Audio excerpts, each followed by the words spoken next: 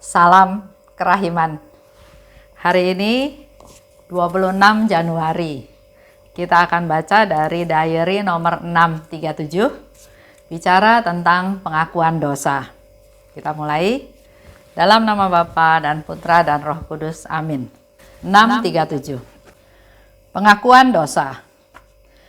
Ketika aku mempersiapkan diri untuk pengakuan dosa, aku berkata kepada Yesus yang tersembunyi dalam sakramen Maha Kudus, "Yesus, aku mohon kepadamu untuk berbicara kepada aku melalui mulut imam ini. Dan ini akan menjadi suatu tanda bagiku, sebab ia tidak tahu sama sekali bahwa Engkau menghendaki aku mendirikan kongregasi kerahiman ilahi itu. Suruhlah ia mengatakan sesuatu kepadaku mengenai kerahiman ini." Ketika aku mendekati kamar pengakuan dan mulai pengakuan dosaku, imam menyelaku dan mulai menuturkan kepadaku tentang kerahiman Allah yang besar, dan ia berkata dengan lebih tegas mengenai hal ini daripada yang pernah aku dengar dari siapapun sebelumnya. Dan ia bertanya kepadaku, "Apakah engkau tahu bahwa kerahiman Tuhan lebih besar daripada segala karyanya, yakni bahwa kerahiman itu merupakan mahkota dari segala karyanya?" Dan aku mendengarkan dengan penuh perhatian kata-kata yang dikatakan Tuhan lewat mulut imam ini. Memang, aku percaya bahwa selalu Allah lah yang berbicara lewat mulut imam dalam pengakuan dosa. Tetapi pada kesempatan ini aku mengalaminya secara istimewa. Sungguh, aku tidak mengungkapkan suatu pun tentang kehidupan ilahi yang ada di dalam jiwaku, dan hanya mengakui pelanggaran-pelanggaranku. Tetapi imam itu berdiri menyampaikan kepadaku amat banyak hal tentang apa yang ada dalam jiwaku, dan mewajibkan aku untuk setia kepada bisikan-bisikan Allah. Ia berkata kepadaku, "Engkau akan meniti kehidupanmu bersama Bunda Allah yang setia menanggapi setiap bisikan ilahi." Oh Yesusku, siapa yang dapat memahami kebaikanmu? 637. Kita memang sekarang masih sangat terbatas atau bahkan belum bisa menerima sakramen tobat. Tapi mari kita belajar dari Suster Faustina hari ini supaya nanti kalau kesempatannya ada, kita sudah bisa melakukannya dengan lebih baik. Pertama, waktu Suster Faustina mau mengaku dosa, pertama dia melakukan mempersiapkan diri. Dan kedua, dia minta pada Yesus untuk berbicara padanya melalui mulut imam. Jadi ada banyak pertanyaan, ada banyak mungkin perlu jawaban, konfirmasi dari Tuhan Yesus. Dan Suster Faustina minta kepada Yesus supaya Yesus berbicara melalui imam, di mana dia akan mengaku dosa. Di sini kita juga dapat satu masukan bahwa Suster Faustina dalam sakramen tobat, dia tidak hanya sekedar mengaku dosa. Dosa saya adalah ini ya, enggak. Tapi di situ dia juga mengharapkan jawaban dari Tuhan, berserah pada Tuhan. Bahkan kalau kita lihat dalam diary, itu adalah apa semua yang terjadi yang diceritakan oleh Suster Faustina kepada Bapak pengakuannya di dalam ruangan sakramen tobat. Sehingga karena begitu banyak yang diceritakan oleh Suster Faustina, sehingga Pastor Soposko bilang, kamu tulis, nanti kalau ketemu sama saya, baru diberitahukan. Sehingga atau sebaliknya, dia bisa bawa pulang bukunya supaya enggak berlama-lama, enggak habis waktunya mendengarkan sharing dari Suster Faustina. Tapi luar biasanya, gara-gara peristiwa tersebut, maka ada diary Suster Faustina. Suster Faustina minta supaya Yesus juga melalui imam itu bicara tentang pendirian kongregasi kerahiman ilahi ini. Karena memang imamnya nggak tahu tentang permintaan Yesus untuk mendirikan kongregasi. Tapi Suster Faustina minta melalui imam ini ya. Jadi bukan idenya imam untuk berbicara sama dia tentang kongregasi atau tentang hal-hal yang berkaitan dengan kongregasi. kalau kita bahas hal ini lebih lanjut, maka ini bisa menjadi suatu tanda. Ya, itu yang ditunggu, diharapkan oleh Suster Faustina sebagai jawaban. Jadi waktu Suster Faustina mengaku dosa, tiba-tiba imam itu malah menyela. Biasanya kita kalau mengaku dosa kan kita bicara ya, kita ungkapkan masalah kita, kesedihan kita, dosa-dosa kita, kelalaian, kesalahan, dan pastornya mendengarkan. Dan kalau sudah selesai, baru pastornya memberi nasihat dan tanggapan. Kalau ini justru Faustina lagi cerita, tiba-tiba pastornya menyela. Dan dia katakan, apakah engkau tahu bahwa kerahiman Tuhan lebih besar daripada segala karyanya? Buat Suster Faustina ini nggak nyambung dengan apa yang diakukan, tapi ini menjadi satu bukti, suatu tanda bahwa yang berkata itu adalah Yesus. Yesus yang berbicara kepada Suster Faustina melalui Bapa pengakuan ini. Suster Faustina yakin itu Yesus yang berbicara. Dalam pengakuan dosa tersebut, Suster Faustina katakan, dia tidak mengungkapkan tentang kehidupan ilahi dalam jiwaku.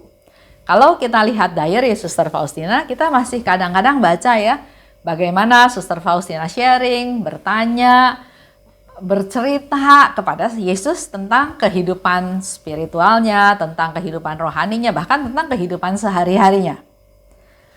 Tapi pada saat itu dia tidak mengungkapkan hal-hal yang berkaitan dengan kehidupan ilahi. Dia hanya mengakukan dosanya. Dia hanya mengakui pelanggaran-pelanggarannya. Tapi yang aneh, kok imam ini seolah-olah tahu apa yang terjadi dalam diri Suster Faustina.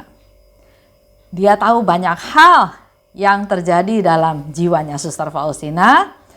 Dan dikatakan bahwa kamu harus tetap setia pada bisikan-bisikan Allah. Itu yang dikatakan oleh Bapak pengakuan kepada Suster Faustina.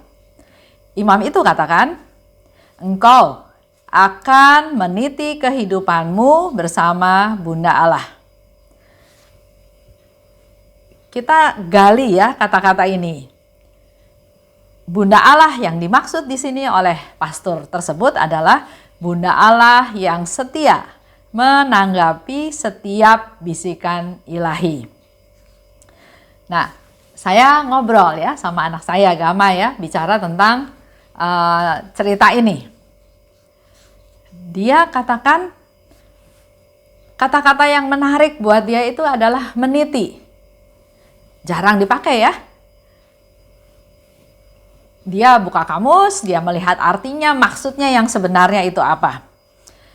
Kata meniti itu seperti jalan yang sempit, yang panjang. Jadi kita jalannya juga harus hati-hati, harus step by step, harus fokus, harus sungguh-sungguh, jangan sampai kepleset, jangan sampai jatuh. Karena di sini dikatakan meniti itu seperti jalan yang sempit tapi juga panjang. Sama seperti kalau kita nyebrang jembatan ya. Ada nyebrang sungai, kita lewat jembatan. Ada yang jembatannya kokoh, ada yang jembatannya goyang, namanya jembatan goyang, tapi ada juga karena memang prasarananya kurang bagus, maka hanya ada 2 batang bambu. Dan dikatakan itu meniti, menyeberangi sungai dengan cara nyebrang lewat jembatan, tapi jembatannya dari hanya 2 batang bambu. Meniti ya, jadi itu jalan yang panjang dan sempit. Sempit ya pasti menjadi tidak leluasa ya, melelahkan, susah, perlu ketekunan dan kesabaran. Atau arti lain juga adalah jembatan yang pipih, yang kecil, yang tadi saya katakan ya. Jadi sangat mungkin atau sangat beresiko untuk gagal, untuk jatuh. Di sini pastor itu berkata bahwa engkau akan meniti kehidupanmu. Jadi kehidupannya Suster Faustina itu dititi, dijalani dengan hati-hati, dengan fokus, dengan tidak leluasa karena jalannya sempit, lurus, panjang, kecil. Nah, itu semua yang akan dijalani oleh Suster Faustina. Bukan jalan lebar, bukan jalan tol. Contoh yang gampang. Kalau saya pergi ke Tegal dulu ya, kalau naik mobil dari Jakarta sampai Tegal itu perlu waktu 7 jam. Lewat jalan yang berkelok-kelok, kadang ketemu jalan rusak, kadang ketemu macet. Sekarang dengan adanya tol, dari rumah sampai ke rumah papa saya di Tegal, itu kalau jalan lancar dalam arti hari biasa ya, saya bisa tempuh dalam waktu 3,5 jam. 3 sampai 3,5 jam. Nggak perlu ke rest area bahkan. Bisa jalan terus sampai. Jadi artinya jalan yang kecil, jalan yang sempit, yang panjang itu melelahkan pasti. Ya. Tapi di sini pastor itu memberitahu, kamu meniti jalan kehidupanmu bersama Bunda Maria. Ada ketidaknyamanan ya. Ada yang melelahkan yang tadi saya katakan, beresiko, harus hati-hati step by step, jangan sampai jatuh di tengah jalan. Meniti kehidupanmu bersama Bunda Allah.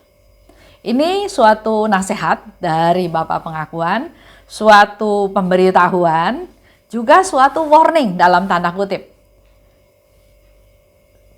Harus meniti ya. Jadi di awal saja sudah dikasih tahu yang harus dilakukan oleh Suster Faustina adalah meniti kehidupannya bersama Bunda Maria. Untuk masuk ke rencana Allah, Suster Faustina dengan meniti itu pasti ada kelelahan yang tadi saya katakan. Ada perjuangan, ada penderitaan yang harus dia alami. Tapi jangan takut, karena kamu meniti kehidupanmu bersama Bunda Allah. Bunda kita semua, bundanya Yesus. Bunda yang Yesus berikan kepada kita sebagai bunda kita semua. Kita paling aman kalau didampingi oleh ibu ya. Seorang ibu pasti dia membela anaknya sedemikian rupa. Dan di sini lebih ditekankan lagi oleh Bapak Pengakuan, yang pasti saya yakin ini Yesus yang katakan, Bunda Maria atau Bunda Allah yang seperti apa? Bunda Allah yang selalu mendampingi, yang selalu setia dalam bisikan ilahi. Jadi kita, Suster Faustina berjalan ditemani oleh Bunda Allah yang selalu setia dalam bisikan ilahi. Kalau kita punya teman seperjalanan, bisa aja kan? Teman itu merasa capek, merasa sia-sia, merasa nggak ada gunanya, malah ngajak kita pulang. Udah jangan dilanjutin, kita pulang aja, lain kali aja, atau kita cari jalan lain aja. Ya. Tapi di sini luar biasa Tuhan memberikan Bunda Maria untuk menemani. Karena apa? Karena Bunda Maria setia pada bisikan-bisikan ilahi. Kita udah dapat satu solusi, satu way out ya. Jadi kita kalau tekun, kalau setia, kalau berjalan terus dengan hati-hati, dengan fokus, kita akan bisa sampai, bisa menyelesaikan kehidupan ini dengan benar. Bunda Maria jadi teman seperjalanan. Di sini Yesus mau bilang juga, seberapapun Suster Faustina menderita atau kesusahan, tapi ingat, kamu meniti kehidupanmu bersama Bunda Allah. Jadi nggak pernah sendirian sebetulnya. Inilah bukti kerahiman Tuhan. Suster Faustina tidak dibiarkan berjalan sendiri. Dia selalu ditemani oleh Bunda Allah, bahkan Bunda Allah yang setia pada bisikan Roh Kudus. Ini salah satu bukti dari kerahiman Tuhan. Jadi memang kerahiman Tuhan itu luar biasa, nggak bisa diselami, tidak terbatas seperti samudra luas. Dan hari ini kita belajar satu hal lagi. Tuhan memberikan kepada kita kerahimannya dengan memberikan Bunda Maria mendampingi hidup kita, karena Bunda Maria selalu setia pada bisikan Roh Kudus. Sekarang tinggal kitanya ya, sayanya. Mau seterbuka apa, mau seberserah apa untuk dibimbing oleh Bunda Maria untuk membiarkan Tuhan yang memimpin langkah hidup kita. Kita tutup ya dengan doa. Dalam nama Bapa dan Putra dan Roh Kudus, amin. Allah Bapa yang maha baik, memang kerahiman-Mu luar biasa, kerahiman-Mu tidak terbatas.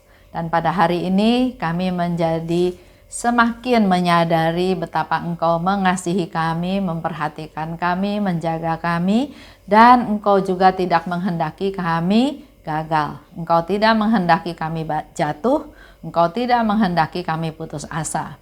Seperti yang Yesus katakan kepada Suster Faustina melalui Bapa Pengakuan, bahwa Suster Faustina akan meniti kehidupannya bersama Bunda Maria yang setia pada bisikan-bisikan ilahi. Kami percaya Tuhan, Engkau juga memberikan rahmat tersebut kepada kami. Mampukan kami juga Tuhan untuk meniti jalan kehidupan kami dan mengikut sertakan Bunda Maria untuk memimpin hidup kami langkah demi langkah sebagai seorang ibu yang peduli, yang sayang kepada anak-anaknya, untuk kami boleh juga maju setahap demi setahap. Berkati kami Tuhan, berkati keluarga kami, berkati orang-orang sekitar kami dan juga mereka-mereka yang kami kasihi, agar melalui doa syafaat Bunda Maria kami juga boleh semakin merasakan kerahiman-Mu. Engkau Allah Maha Rahim, Engkau tidak membiarkan kami sendiri, Engkau bahkan memberikan Bunda-Mu kepada kami untuk menemani perjalanan hidup kami sampai suatu hari kami akan bertemu dengan Engkau dan memperoleh hidup yang kekal. Bunda Maria, doakanlah kami. Amin. Dalam nama Bapa dan Putra dan Roh Kudus, amin. Salam kerahiman.